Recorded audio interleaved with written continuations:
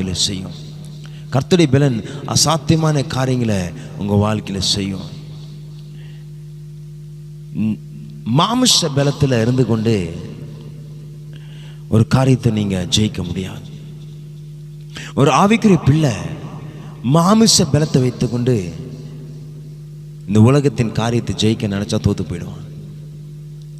அதனால தான் நீங்கள் மாமிசத்தில் இருக்கும்போது நீங்கள் சொல்கிறீங்க, அவனுக்கெல்லாம் நடக்குது, எனக்கே நடக்க மாட்டேங்குது, அவங்களுக்கெல்லாம் நடக்குது, எனக்கே நிறைவேற மாட்டேங்குது, அவங்கெல்லாம் சக்ஸஸாக இருக்கிறாங்க, எனக்கே அது சக்ஸஸ் வரல. ஆவிக்குரிய தேவ பிள்ளைய அவன் தாம் பலத்தில் ஓடி போய் சக்ஸஸ் பண்ணாலும் தேவன் தன்னுடைய பிள்ளைகள் உன்னத பலத்தினாலே காரியங்களை சாதிக்க வேண்டும் என்று விரும்புகிறார். தேவன் தன்னுடைய பிள்ளைகள் உன்னத ஆசீர்வாதத்தினாலே, உன்னதத்தின் மகிமையின் பலத்தினாலே காரியங்களை ஆசீர்வாதமாய் தங்கள் வாழ்க்கையில மாற்றிக்கொள்ள வேண்டும் என்பதை கர்த்தர் விரும்புகிறார்.